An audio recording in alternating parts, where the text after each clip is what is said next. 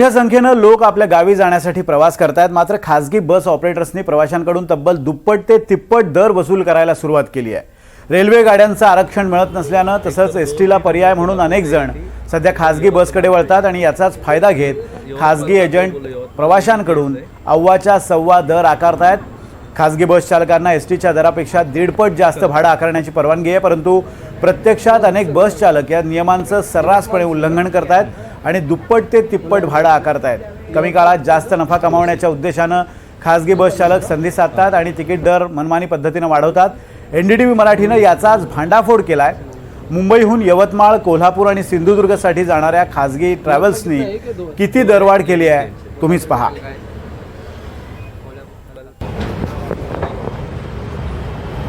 ये एक तो 2 सीट हमें कोल्हापुर चाहिए थी और 2 यवतमाल चाहिए थी। पहले यवतमाल का 2 बोलो, यवतमाल लेडीज जेंट्स है। एसी तो नॉन एसी एसी यवतमाल आएगा तुम्हारे को 3500 रुपये एसी स्लीपर। 3500 स्लीपर का एसी स्लीपर सिंगल। हाँ, एक आदमी का 3500। संडे कल में तो आपका जो फाइनल संडे को मिल जाएगा। कम में वॉशरूम वाला गाड़ी रहेगा 2700 रुपये में मिल जाएगा। पण ही कथा फक्त इथेच संपत नाहीये। एरवी 1100 ते 1200 रुपयांना मिळणारं तिकीट आता 4 ते 4,500 नाही तर थेट 6,000 पोहोचलंय। खासगी ट्रॅव्हल्सवाले सर्वसामान्यांचा खिसा कसा रिकामा करतायत याचं आणखी एक उदाहरण पाहूयात। यवतमाळ जाते काय रेट कसं?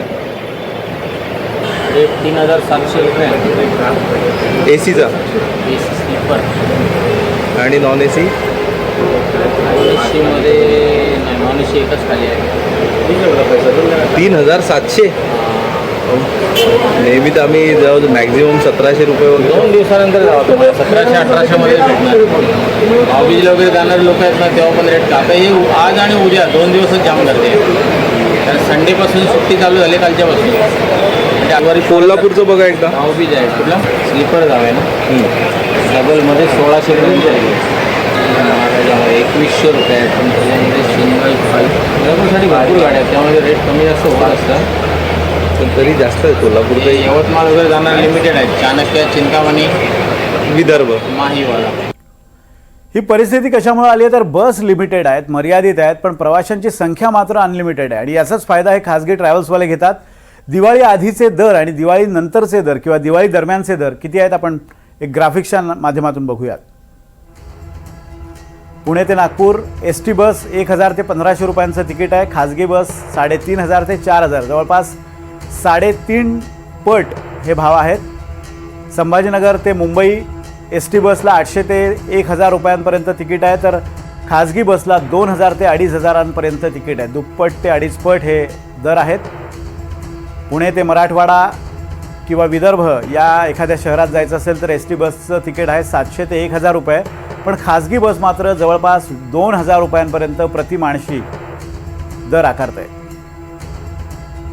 मुंबई ते जळगाव उत्तर महाराष्ट्रामध्ये जवळपास एसटीचे दर आहेत 1,000 रुपये प्रति व्यक्ती, मात्र खासगी बस 2,000 रुपये प्रति व्यक्ती किंवा त्यापेक्षा थोडेसे कमी असे दर आकारते।